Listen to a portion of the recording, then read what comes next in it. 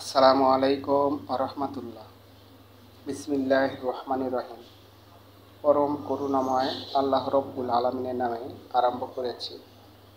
আজ ৭ জুন ২০২৪, রোজ শুক্রবার।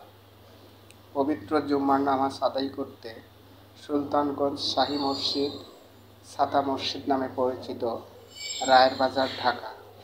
মসজিদটি স্থাপিত হয়েছে ১৯৬০ খ্রিস্টাব্দে। মসজিদটির বর্তমান বয়স ৬৪ বছর।